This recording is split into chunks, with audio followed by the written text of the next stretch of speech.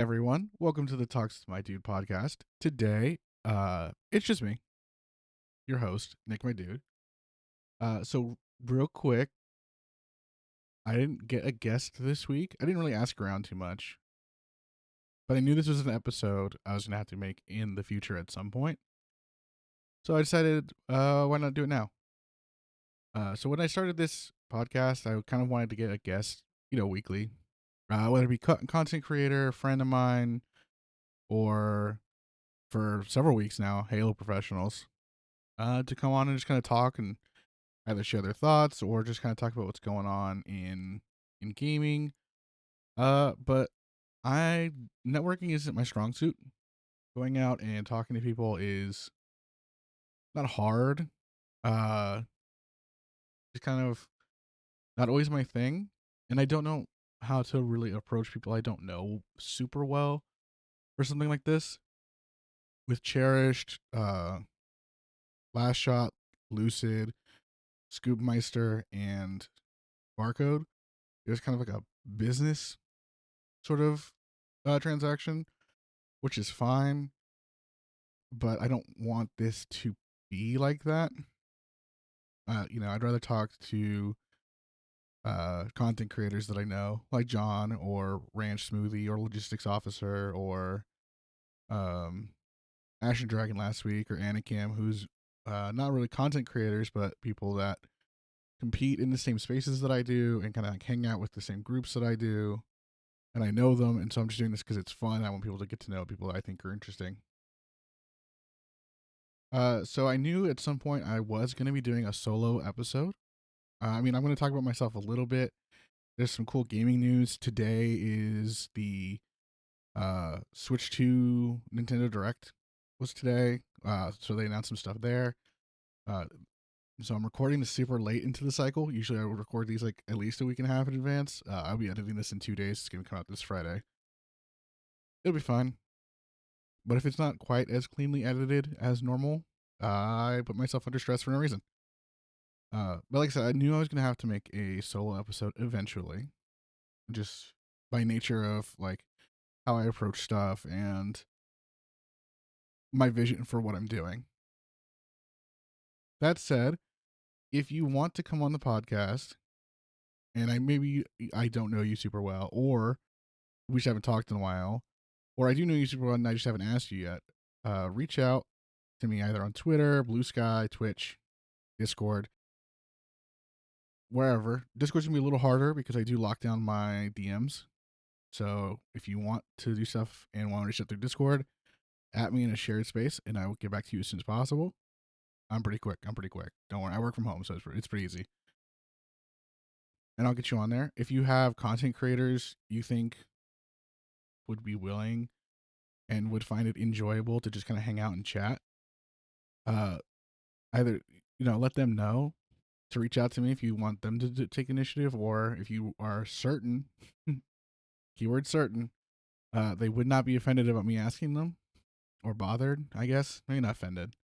I know some people could be offended. I guess by me, you know, reaching out and setting up a time to hang out, and then do one of these episodes. That would be really cool.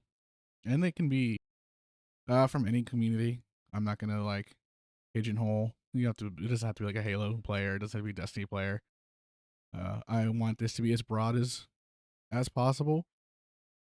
Generally, gaming is probably the better idea, but I mean, hey, if you know somebody who's just super in the movie community and you think they would have fun, send them my way. Then you can just leave all those names in the comments. Or if you'd rather reach out directly to send me somebody, that would be awesome.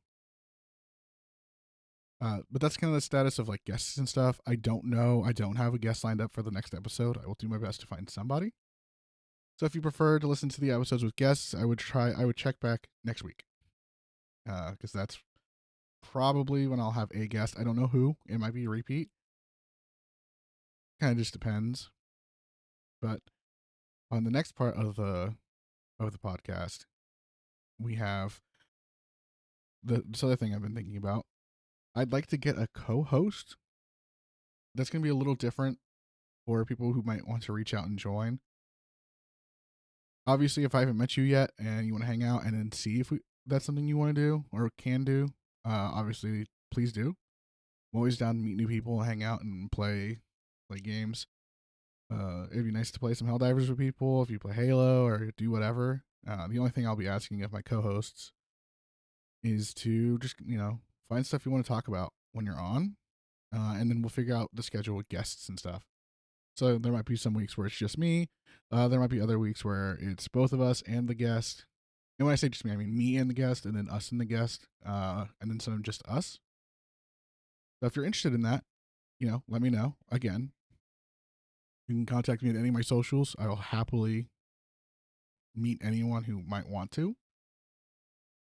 The only thing is that it is a bi-weekly show, so you have to keep that in mind. I do all the editing in-house.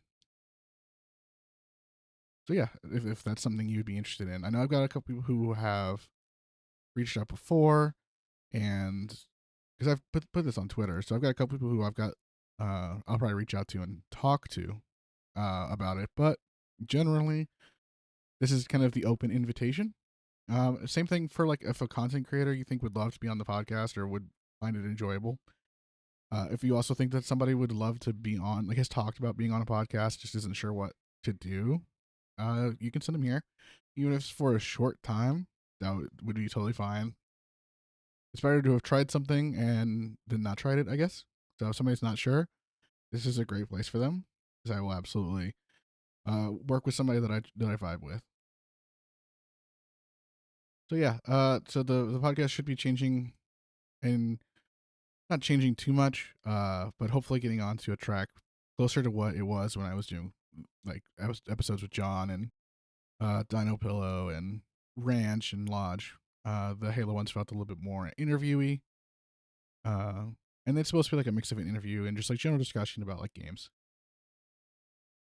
So yeah, that's kind of like the big news. I know it's been quite a while talking about that, but I think I just want it to be clear with everyone that like what I want is to keep doing this, and if I can't find a guest or co-host, I'll just keep doing solo. I'll have to learn how to do it better.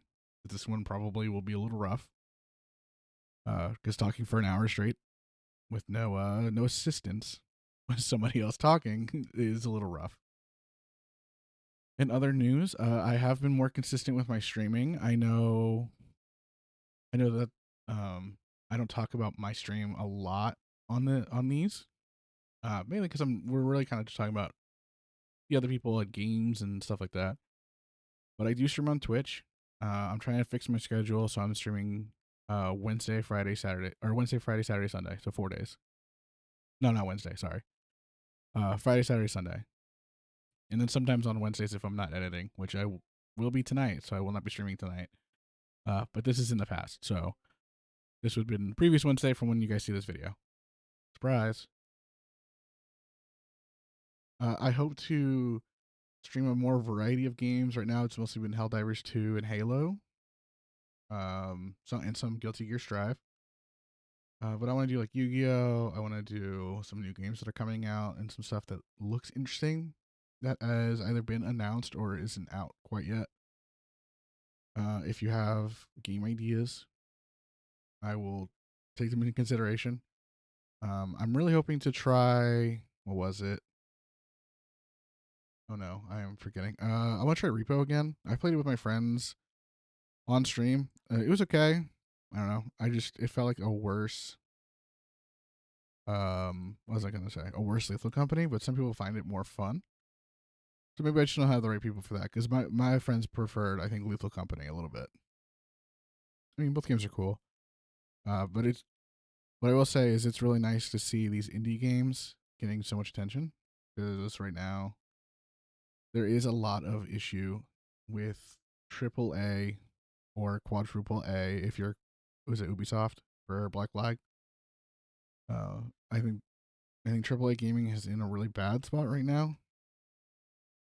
I think they are trying to chase profit every year. Like, not profit. They should be going for profit every year isn't a bad thing. They're going for record profits every year or like increased profits every year, and that is concerning.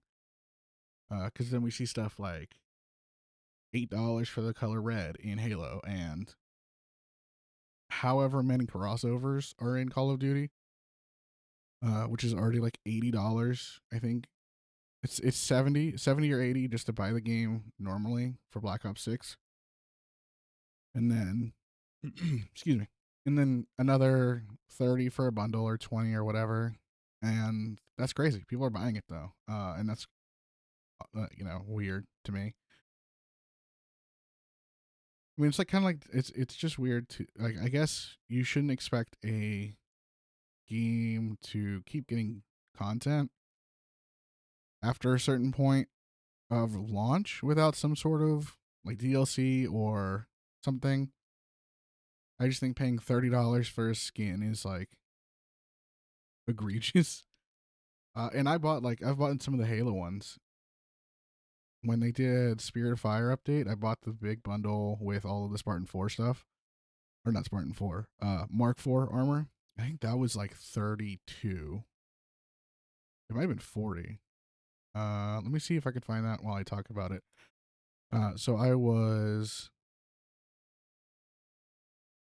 anyway. So I think it's just kind of crazy to see like the prices and stuff, but I understand that also they can't after a certain point give us content without charging us in some way, and some companies are doing that through Battle Pass only, or not only, but like mainly Battle Pass, and then some are doing like a ton of microtransactions, or both. A lot of them are doing both, and then obviously like paid DLC. And I don't really know if there's not really a good model. I think for that, I think some are just better, or some are better than others. I think that Halo actually has one of the better approaches now. So like the Battle Pass, Halo Infinite Battle Pass. This has changed a lot, so I'm to explain a little bit. But like Halo Infinite launched with a Battle Pass that was you pay $10, it was yours forever, and it never went away. So like if you started playing Halo Infinite right now, you could buy the Season 1 Battle Pass for $10 and have it forever, which is um which is a really cool like way to avoid FOMO, or fear of missing out. And it was that I really appreciated that. They did change it, how the big battle passes work recently in February, to where if you have they put out a 50 tier battle pass for $10, but if you don't buy the $10 version, it goes away forever. If you buy the $10 version, you got to keep it. But it did have free stuff in it, so you didn't have to buy it unless you wanted to do it later. Then you had to buy it. Uh, I think so. When that happened, people got really upset because they were weaponizing FOMO. And I have to say, I don't agree with that. I think that it is.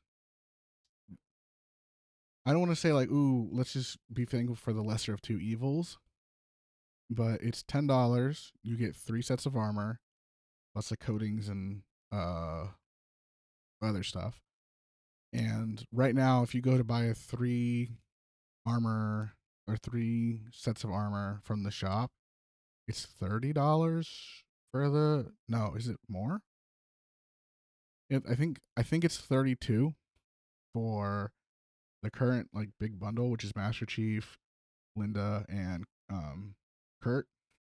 Not Kurt, Fred. Some lore people are gonna find that part and they're gonna eviscerate me, man. And it's like $32 for all 3 of those. So, and you get like a couple weapon models and some like armor coatings and maybe some emblems. And like individually, they're going for like $20. I think I think Fred is the cheapest, and he's like 18. And so to me, I would rather them have a $10 battle pass that expires if you don't buy it and you can't buy it anymore, versus paying $30 in the shop for 3 sets of armor. And supposedly those sets of armor that they are that were in the battle pass for Operation or for whatever it was called, um, are going to be in the shop at some point, and I think that's fine.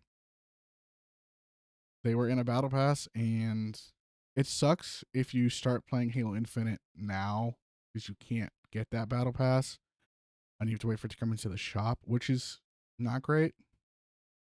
But I mean, if we're being honest with ourselves, the amount of new Halo Infinite players per day is probably negative.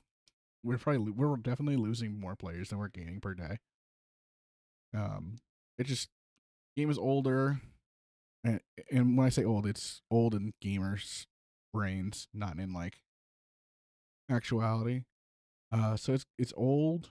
It launched and had a horrible reputation after launch because it had a content drought for so long. And I mean, the studio is obviously moving on. I'm not saying we have like B team or like a tiny team that doesn't do anything or anything like that. It's just the focus is on the next projects with an S because they have said multiple. But that's where their focus is on the future projects, not not Halo Infinite, which is fine.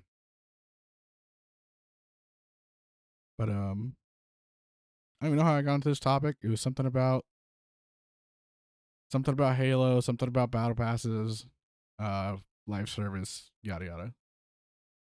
So I really hope I just weaponizing FOMO, that kind of stuff. Yeah, I think it's naive to say that the battle pass should be $10 and should be there forever. If it doesn't drive their profit margin enough, especially for a game that is obviously trying to wind down support so they can do other projects. And like, God, it sucks. It sucks trying to play the game now and knowing that it's not getting active, like full service support. Um, but yeah, I don't know. It's just something that like I think about when I am thinking of like games because like Helldivers 2 is similar. They do operation passes, which are short in comparison, which are pretty short compared to some battle passes. And they're $10, and so far you can buy all of them whenever. But that doesn't mean they won't go away at some point. And they've had other things, either probably from Sony, if we're being honest, but other issues with like pricing. So like they had the Killzone crossover, which was kind of out of left field to me, but what do I know? And the first day, if the armor came out and it was like crazy expensive and it was good, like it's like not great, but it's decent, like decent enough so people were mad that it's pay to win. Uh, and same for some of the other stuff that was in the gun. Uh, the backlash was so bad they gave out the second wave free. I don't know if anybody remembers that. That might have been last year. I don't think that was in 2025. I think that was sometime in 24. But please, if I'm wrong, you guys in the comments can correct me. So, and Favor 3's gotten a lot of feedback, but like backlash for pricing. But mostly what I'm just trying to say on that is, like I said, a live service game should expect some sort of monetization to come at some point. It used to be DLCs, like for maps, and now it's just cosmetics and battle passes. Call of Duties I know has gameplay stuff in it like guns, which I don't agree with. I think that if you're gonna put a gun in a game, it shouldn't be locked behind a paywall. If it's not, I wouldn't know because I don't play Call of Duty. I just know it.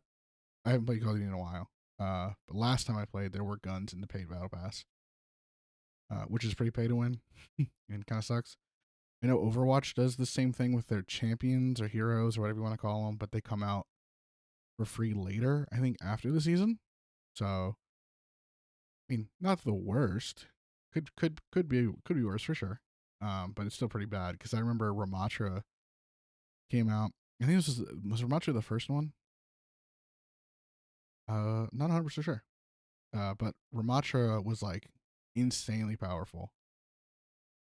and you can only get him at the time by buying the battle pass. It was like super, so he was like pay to win, which is a problem. I don't think games should do gameplay related things in their battle pass. I think Fortnite doesn't do that.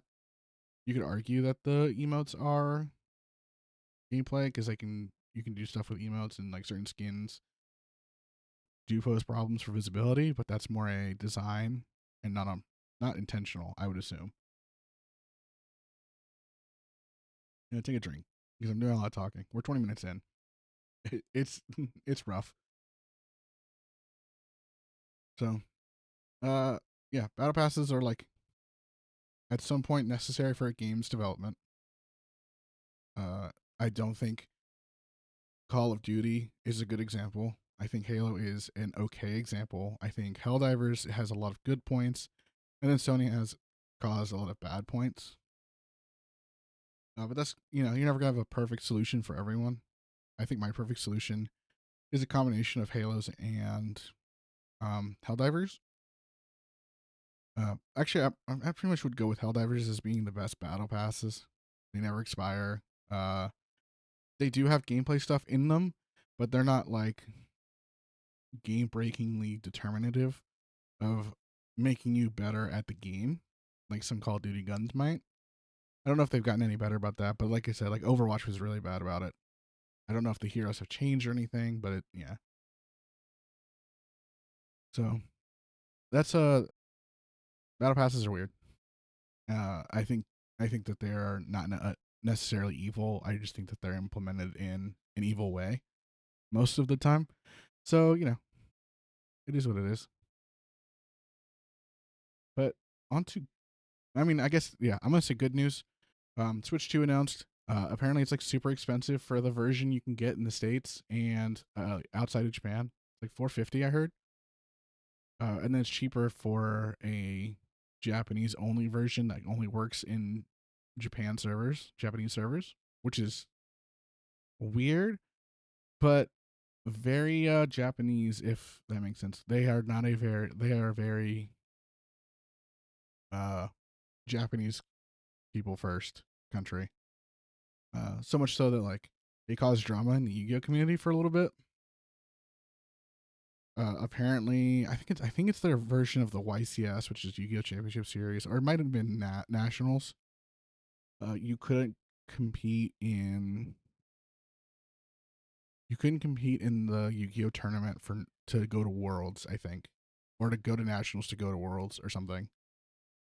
If you weren't a Japanese, I think it was citizen, and it's like really hard to get citizenship.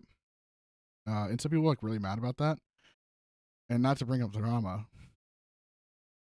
I didn't really care, but I could see why people were upset because you could go. So like if you were from Europe, anywhere in Europe, and wanted to try to go, you could go to Yu-Gi-Oh Worlds by going to the States and winning. So a different country. Uh, but there are like some other rules about like people who competing in the States competing in Europe. So there's a little bit of funkiness all around. But it was a time to be alive to see how mad people were getting. But also it was like an exposure for some people, I think, to Japan being the way it is. And I don't mean to like make that sound negative or condemning or to cause drama. It's just kind of a fact of that. That's what they do. I don't necessarily think that it's anything other than that. So I mean, maybe to like the older generation, it's not, but it's just kind of the way things are, just to at this point. But some good gaming news is Nintendo Direct came out, and after I talked about this with Ashen, so should be fresh in my mind. Uh, but the Silk Song, or what's it called, Hollow Knight Silk Song, finally got more news for the first time in like I think it was 4 years since last time they got news, and 6 years since the announcement or something. They finally have a release date, which is so funny because it was I want to say less than 30 seconds of footage was shown, and then they were like Silk Song 2025. That's insane. Imagine going that long, and your announcement that it's coming out isn't even its own standalone announcement. It's just like part of the announcement for like 30 seconds or less. That's so crazy. I don't know. I think I would freak out a little bit if that's how they announced. Could you imagine if they announced like Elder Scrolls that way? Yeah, was it Elder Scrolls 6 is like 7 years old of an announcement now? And they could just tomorrow be like Xbox next Xbox coming out. Also, 2027 the new Elder Scrolls, and it's like a 30-second clip. I don't know. I think that would. I think people would be justifiably mad about that. But the people in the grid, the server I hang out with, a lot, everybody's like really happy. At least everybody who is aware of the Silksong situation and wanted to play it. So for you Silksong fans that are out there, congratulations. Still nothing on Kingdom Hearts though. So Kingdom Hearts 4 fans and Elder Scrolls fans, unite. You will get announcements soon. Surely. I mean, surely, right? They can't make you wait that long. What was it Good and Evil 2 or something? That was announced like 13 years ago and hasn't had anything other than like it's being worked on. All right, I'm gonna look at that up right like live. Is it Good and Evil 2? Good and Evil 2 still listed as coming out. Good and Evil 2 began developed back in '07. Oh wow.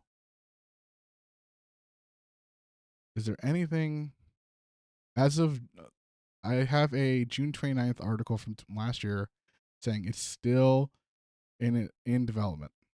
Looks like the last trailer is 2019. I think announced and there was another video in 2017. So it's been in development a while. I mean, hopefully for Good and Evil fans. Uh, hopefully you guys should get that. They also showed off the next Mario Kart game, and apparently it's like open world. So like Forza's more open world now. At least some of them are. I'm really curious as to how that works or what that's gonna look like in gameplay. Because I didn't really ever think of Mario Kart as a game that would do that. I guess. I mean, I guess like they do have the circuits or whatever for solo play, but it's not really like a story. I guess they could just come up with a story because the story is just going to be like Mario needs to defeat Bowser in a race, and I guess that's fine. Keep it simple. I mean, it's worked for I don't know forever, so just keep doing it. It just seems like an odd choice for open world. I kind of felt the same way when they announced Halo Infinite was going to be quote unquote open world. But we'll see. I guess just how it's going to be. I don't know. What do you guys think? Do you think open world Mario Kart sounds fun? I think it just seems a little weird. I just think it's a weird choice. I don't necessarily think it'll be bad. I just think it's gonna be weird. So we'll see. But they did announce. Oh, that reminds me. They did announce backwards compatibility, and there's some Switch games. And what was it? What was on there?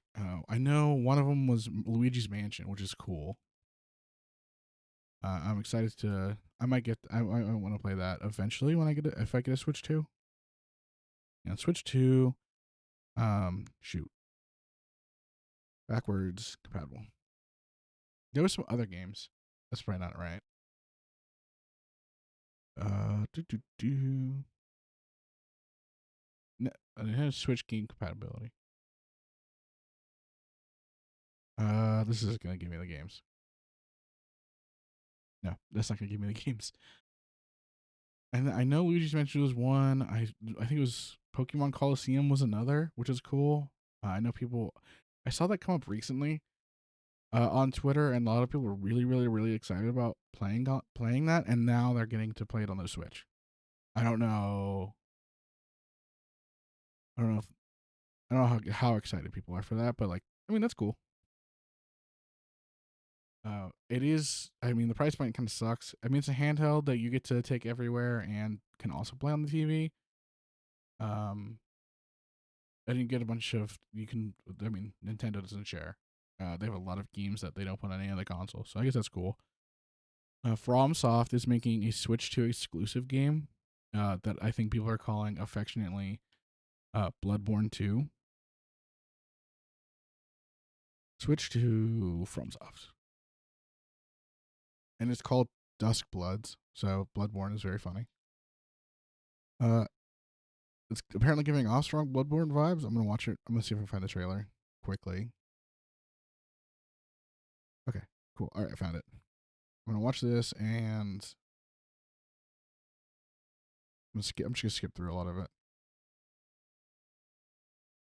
Okay, yeah, this is giving Bloodborne. I haven't played it, but I've watched a lot of it. Um, that's cool. They have a rocket jetpack. Oh, are you a vampire? That's what that looked like. Anyway, so that's cool. FromSoft makes really good games. So Nintendo fans rejoice. You're getting a probably extremely good game. Uh, do that, but we'll see. I don't want to sit here for a minute, but I'm kind of trying to collect thoughts, I guess. Like I said, I don't really do a lot of this. We didn't really plan. Didn't really plan the episode. I just kind of wanted to come and talk just about stuff that's going on. I got a new fighting stick. Sorry to completely change subjects, but I got a new fighting stick, arcade stick. Um, for those of you who don't know, it's just I don't know if the buttons are standard, but mine has eight like buttons that do. They're like your A, B, X, Y, right trigger, left trigger, bumpers. Um, those are the eight actually. And then a stick. On mine, I have a stick that works as like your left stick on your controller, and I use that to play Guilty Gear. And I got a new one. So I had the Mayflash F300, and then I upgraded. So as of recording yesterday, to an F700 Elite. And if you know about fighting game parts, let me know. I've asked like a bunch of people who say they use fighting game sticks, but nobody's answered me directly. Sanwa Dashi parts, as far as I can tell, people really enjoy them, and I've read that they're standard to arcade cabinets in Japan. I don't know. I don't know how I should feel about where the quality is supposed to be. They are very quiet in comparison to what I was playing on. They feel very responsive. They're sensitive, and the stick feels extremely accurate in comparison to my old one. But I'm just like wondering, like, what is top of the line fighting game parts? Because you can change the buttons on controllers on these relatively, in quotes, relatively easily. I'm just wondering if like is Sanwa like just what people consider good because they're the most solid, or is there people who, or is there like some other group that makes like buttons, but they're like twice or three times as expensive, but they're insane, but people like them way more or something. I don't think I don't, other than like response time and stuff. I think these buttons are fine. If I played a controller and the buttons were just more like had more response, a better response time, I would be happy with that too. But from where I stand, this is fine. The stick is probably the biggest upgrade. Um, I don't feel like I'm fighting my directional inputs as much anymore. Um, and that might be just because of the delay that I feel like I don't have anymore. I'd have to play on my old stick just to confirm. But I got a lot more just blocks, which is where if you block it, like, I don't want to say frame perfect because that sounds dumb. That doesn't sound correct. But you block at the right time to negate like chip damage. I think it negates chip damage, but it negates pushback too. It's really, if you do it multiple times, it actually ruins people's pressure because you're too close to them and you can hit them with a bunch of different things. So it's really good to be good at just blocks or whatever they're called. Is it just or instant? I don't know. I don't know. It's one of those two. They're really good. But what this new stick has done almost immediately is I can convert moves into other moves a little easier than I could before. So on Giovanna, the character I play, one of the things you can do is 6HH, which is forward heavy heavy, because it's actually part of if you do 6H and then just press heavy again, it does the second kick of of 3. You push heavy again, it does all 3. It'll do the third kick, and you can delay them or something for more air carry. But the what I couldn't do before is do 6HH and then my air super, which is like a quarter circle forward, or no, forward quarter circle. So if you're looking at your numpad, it would be 236 236, and then heavy. I couldn't do that on my old stick reliably, but now I can. Uh, if you're going, and this is just random tidbit, but if you're going to the right, if you're going to the left of the screen, it's still the same input. But you would just think of the annotation as 214 but it's still that 236 motion twice. Excuse me. Like I said, I don't usually talk this much in a straight line or continuously. I mean, so sorry if my voice was a little raspy. I will say, switching fight sticks gives me the same feeling as when I switched from my Elite V2 controller to my Game Seer. Like, it feels more responsive, feels more accurate, and it just feels nicer to play on. I don't necessarily think the nicer to play on is due to anything the controller's doing. It just feels, at least, okay. So for the Halo one, for my controllers, it's technically probably a downgrade in terms of build quality, but it just feels nicer because the controller is more responsive. The F700 Elite that I got is definitely a better build quality than the F300. The F300 is still very solid, feels good to play on. It's a little loud and clicky clacky, but I mean, it was $60, and the Elite was like 170 at time of purchase. So I don't know. I mean, it definitely feels better and more responsive and less delay, so that has been very nice. I played Anakim. If you have watched all of these episodes, you know that Anakim was the person who first taught me Strive. Basically, they won a tournament, and I was like, "Hey, I want to fight you until I figure out how to play." They are still way better than me, like way better than me. But they were like they said that they could tell the difference in how I was playing, and I didn't feel like I was doing anything different. But maybe there's the responsiveness of the controller and stuff, or the arcade fight stick made a difference because they said my movement felt more deliberate, and I was moving with deliberacy, which is a word. We actually I took a few minutes to figure out if deliberacy was the right word, and it was. So yeah, I am going to be re-entering John Strongest in the Heaven tournaments this weekend. It's a double elimination strive bracket that is going to be that has been a lot of fun. I just haven't felt like playing because I felt very disconnected from my character. And I got a new fight stick, and now everything's better. I don't know.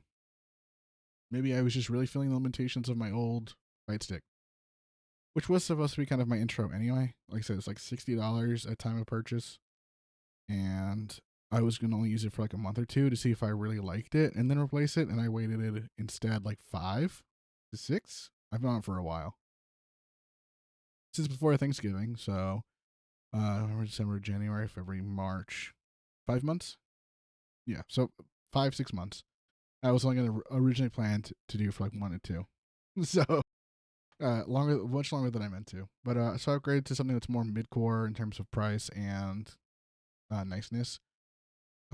If I keep playing and like start taking it seriously enough that I go to locals, I probably will look into upgrading to a Victrix.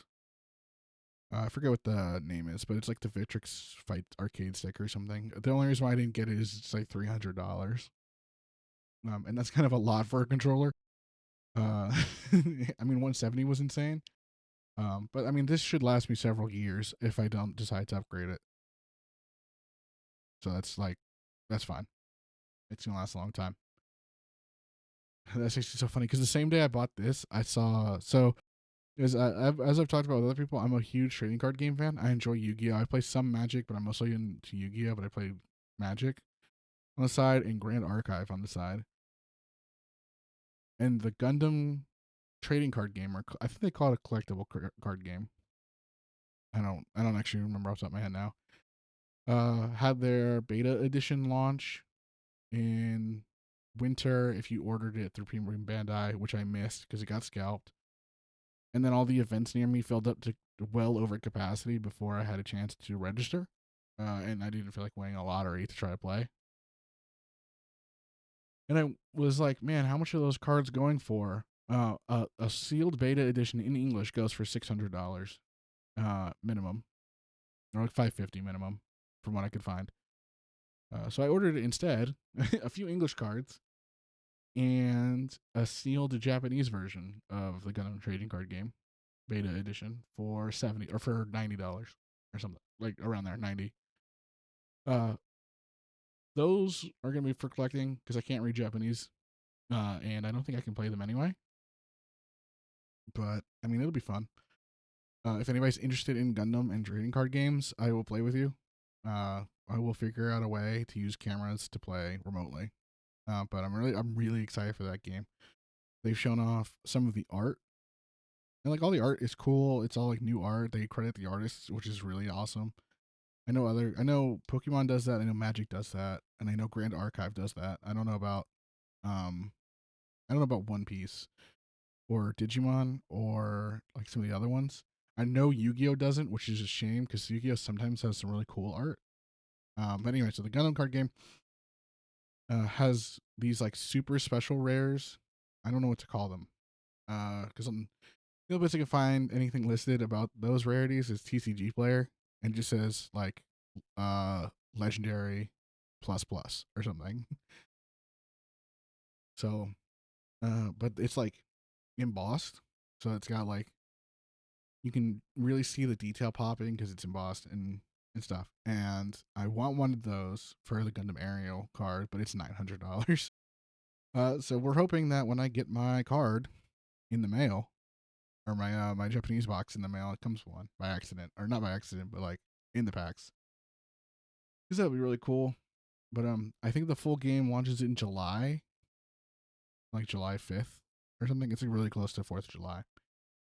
And if you are interested in playing that, let me know because I want to play that, and it seems really fun, especially if they don't go too crazy with the effects and stuff. Yu-Gi-Oh kind of did, and like I still love casual Yu-Gi-Oh. And like even playing like competitively at locals has been fun lately. But they can't make a good competitive deck cheap every time, or they can, they just won't. They made the Blue Eye structure deck really really good for 3 of them plus a couple extra staples. You can for less than $100 play competitively at locals at least, and I think that's really cool. And they don't do that very often. I think the last time they did that was some people will say the branded structure deck, and I don't think that's true because you needed some stuff that was really expensive from Burst of Destiny. Um, I think it might be Monarchs. I think should know. I think Shadal was also like not like top tier competitive, but like rogue competitive, which is what you would be doing if you just played the Blue Eye structure deck. Um, I think the last like meta deck that they made was like Dinos or Monarchs, which was a long time ago. But so for Blue Eyes, I hope they keep doing structure decks like this that are accessible and easy for people to pick up and play. Just grab 3 and you can play locals somewhat competitively at least. I play a Buster Blader version of Blue Eyes, which some people says is worse than just playing it pure. Um, I don't know. I think it's better in my opinion, having played a pure Blue Eyes deck and seeing what it does versus um, playing it with a Buster Blader engine. I think the Buster Blader version is better, at least in the mirror, and it probably in general. But we'll see how I feel when I play for longer, especially with like a ban list coming up here, probably in a couple weeks. Some reprints are coming up, and it'll be interesting to see. But I predict that Blue Eyes will not be hit on the ban list. If they hit anything out of Blue Eyes, it's going to be stuff that hits everyone, like floodgates and yeah, mostly just kind of floodgates. I don't think Blue Eyes really plays anything that they would ban. Some people are saying they would ban Crimson Dragon, but I think that's getting a reprint really shortly in Quarter Century Stampede or Bonanza. No, Stampede, I think. Or I saw something about it getting reprinted soon. I might have made that up. I probably made that up. But you know, we ball. And then looking forward in Yu-Gi-Oh, actually, transitioning from our Gundam card game stuff, which is coming out soon-ish, or July, and I'm excited for, is there's a reprint set called Core Century Stampede. It's got staples in it that came out within the last year, which is very rare for Konami. And I don't think that staple is very needed to play, but it is good to have, especially accessible if it's going to stay around for a long time. Um, and then it's gonna have a ton of old school reprints in it, which I'm so excited for because I really love Edison format. Um, but a lot of the Edison cards are kind of hard to find at reasonable, not reasonable, but like prices I'm willing to pay. For a near mint, and yeah, that's really exciting. So they have brands like Royal Oppression, Trap Dust Shoot, which was super expensive. All the Monarchs are now in like really high rarity. Pantheon of the Monarchs is getting a reprint finally. I think I think if Pantheon is in there, I think some of the structure deck stuff is like Ether and Erebus. Could be wrong, but I think so. It's nice that those cards are getting reprints because Monarch is getting support soon, and they were getting kind of expensive because they were just only printed in a structure deck and not anywhere else. So, and then looking even further ahead for Yu-Gi-Oh, still before the Gundam card game comes out, actually, my favorite deck of all time, Dragon Rulers, is getting a wave of support, and that is probably the only reason why I didn't drop Yu-Gi-Oh like 6 months ago, because the Dragon Rulers came back, and then we got news of their support not that long after, and I'm so excited. Dragon Ruler format in the Dragon Ruler mirrors specifically is one of the most skill intensive ways to play Yu-Gi-Oh! If you gentlemen's out of Vanity specifically. Everything else is kind of fine. Yeah, I'm really excited to play those. Monarchs are getting new support. There's another like not a reprint set, but a set that called Battles of Legends something monster something that's coming out with like Dragon Maid support, which is I really enjoy. Necros support, which is probably my second favorite deck of all time. So this is a good year of Yu-Gi-Oh for me after being on the verge of quitting 6 months ago because I was just like I was priced out of playing competitively. And none of the decks that I wanted to play were good enough to play casually and or to compete at locals, which I at least wanted to do with some of them. Kind of over that now. I played Dragon Ruler Thunder Dragon Gashira this weekend and went 0-2-1, so I tied 2, lost 1. And still had fun. So I just need to keep in the mindset of just playing. But who knows? I mean, if that Gundam card game comes out is popular enough, I might just be a Gundam player. It seems really cool. I really love Gundams. I build Gundams constantly. I have like 20 model kits in the closet right now or more that I need to build. I've got 6 of them built off to my right, and then like a shelf full behind me. Maybe I'll put a picture of some of them in the video right here. If not, I was just feeling lazy. So yeah, yeah. And if you didn't know that, I do love building Gundams. I've been posting a lot in the Gundam Gunpla thread on the grid and in my Discord in pictures. I need to be more active at doing that because I do have a lot of them. So we'll see. But last thing that I will touch on, this probably won't make it an hour. If I can somehow, I mean, I could probably stretch this for 10 minutes, but I am not really aiming to be too worried about for an hour. If you've been watching these podcast episodes, you know that I really love Sleep Token. They're really good.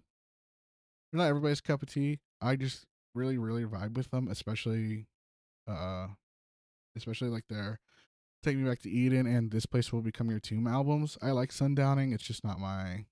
It's my third favorite, but it's still that means it's still like top one of my top favorite albums.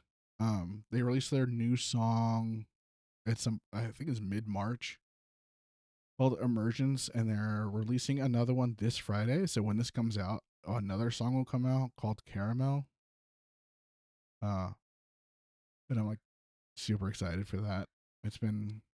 It's weird being a part of them releasing new music since when I found them they had already put out all three of their albums, and then like all the old stuff was already out.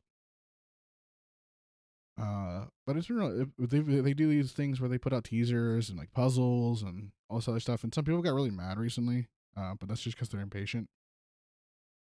They did an announcement of announcement, which is like my least favorite way to do anything. If you announce that you're going to announce something, it better not just be an announcement of another announcement. But they did that recently. It was really frustrating, but I got over it because we know when the album is coming out, which is May 9th. And it means like I can just ignore, if I wanted to, I can just ignore all these puzzles until May 9th, and then I just have the album,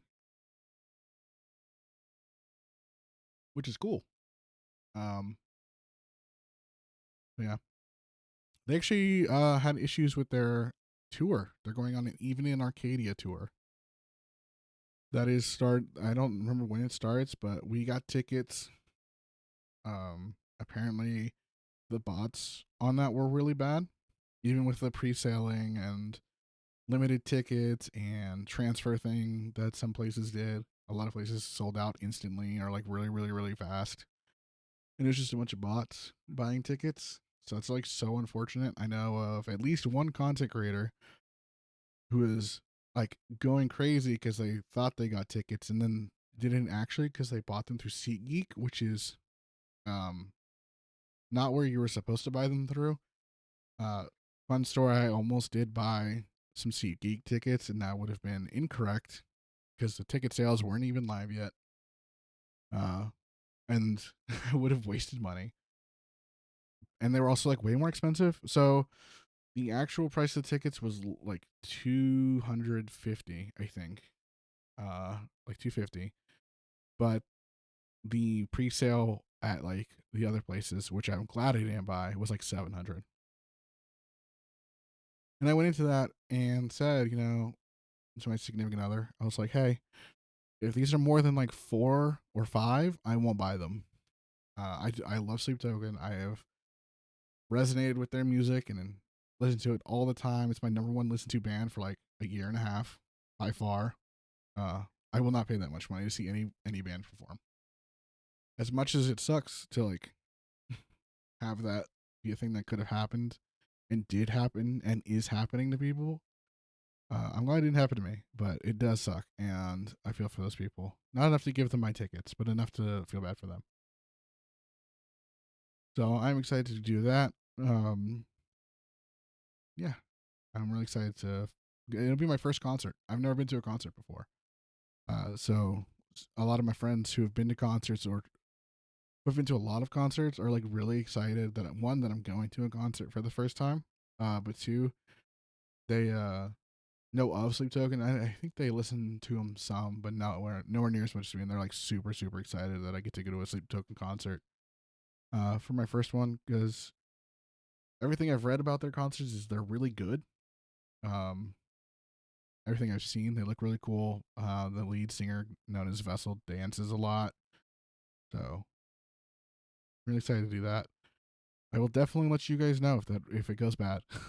I will hopefully still be making these podcasts.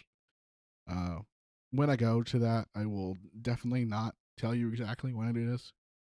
Um, but I will put out a video about it, and you guys will get to know whether or not I thought that seeing them live was worth it. But so far, I've really loved Emergence. Probably I don't want to say top 5, but top 10. I think probably top 10. It is. I think my significant other thinks it's their favorites. Um, because of the way it is. It doesn't have like an extremely full. Like it gets full, but it's not like some songs just have so much going on that it's a little overwhelming. for them. So this one isn't as overwhelming for them, and they can listen to it a little easier, which is nice. So yeah, so the plan going forward for the podcast is to continue to find guests, chat with them, get to know them, do all that cool stuff. You guys in the comments are watching or listening. Have people that you want to see on or you want to come on yourself and just chat and whatever. Let me know, and I will definitely start scheduling people. Um, if and I do want to find a co-host. So if you're a mutual, let me know if you want to try it out, or if you know a content creator that you know would want to try it out. I'm gonna reach out to some of the people that I know already that have expressed interest when I was kind of floating the idea a couple months ago. I'm gonna get them in first, but I'm not gonna pick a. I don't want to say permanent. I'm not gonna pick like a permanent co-host, but like, and maybe I do multiple co-hosts, and it's just they rotate in and out. And we just work around their schedules. I think that is probably like the perfect solution. You just get like like 3, 4 people who just want to be on every once in a while when I don't have guests, or even when I have guests, and kind of rotate and do stuff from there. I think that would be a great. That would actually be kind of cool. Maybe I'll hit up John Titer. Azarath has mentioned it. I think Gondola was expressed some interest. And all 3 of them have been on the podcast before. So if you want to see like who they are and get a feel for them, you can go back and watch those episodes. John was the first one. Gondola was in the first 10, and then Azarath was relatively recently. All of them great content creators, great friends of the channel. So who knows? Maybe you'll see all 3 of them more often, or something like that. John, if you got this far, I know you have your 2v2 tournament coming up for Halo Infinite, which I didn't talk about.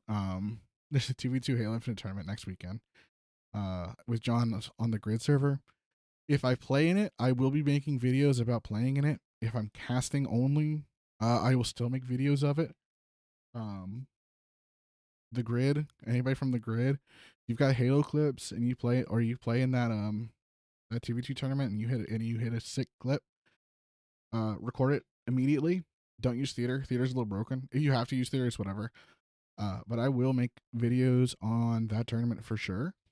It's not going to be super, super competitive. It's going to be like ranked settings, but like, Lucid's not playing in it, or Stellar isn't playing in it, or Last Shot, or Cherished, or or Barcode, or Scoop. None of the pros are going to be playing in it. So it's competitive, but it's going to be like people having fun, competing, and who are maybe not as in the HCS as I am. But we'll see. I want to make some videos on that. Since I am competing on the Guilty Gear tournament starting this weekend, I will be making some Guilty Gear videos. So if you like Guilty Gear or just want to see some fighting game tournament stuff, that will be coming too. So those are kind of like I can't believe I made it basically an hour. Hopefully it wasn't too boring for anybody who was just watching or listening. I know it was just kind of my voice the whole time. And that, I don't know if that's fun for people or not. If you guys really liked this one, maybe I'll start doing more planned versions of our one-on-one episodes of Talks with My Dude. And we'll make this like a somewhat not regular, but every once in a while, just like a catch up and get to know. Otherwise, you can find me streaming at twitch.tv/NickMyDude. Obviously, you're here on my YouTube. And on Twitter, I am Nick_my_dude. And then B-Sky is NickMyDude at bsky.com or whatever it is. So those are like all my socials. Yeah. If you want to hang out with the stream, I will be live tonight. And when I say tonight, I mean Friday night, the 4th. I usually do like 3-4 hours. So if you're watching this video, it's tonight and once I'm off work and stuff. And then I'll stream on Saturday and then probably on Sunday as well. But we'll see about. But if you are New to the channel, I will be streaming tonight on Twitch at twitch.tv/NickMyDude. I will probably be playing Helldivers. I've been really enjoying it lately, but we'll see. I could be doing Halo. Actually, I will be doing Strive. I will be playing some Strive, and yeah, that's my plan. If you've made it this far in the video, I really appreciate you hanging out with me. I know I didn't have a guest to talk to, so it's kind of me just talking off the top of my head. I promise if I ever have to do another solo video, I will have a script. It will be a lot more structured and all that good stuff. But as always, I appreciate you guys hanging out with me throughout this episode. Whether you're listening to this in the morning, evening, or night, breakfast, lunch, or dinner, we appreciate you. Hope to see you around for the next video. And I will catch you next time.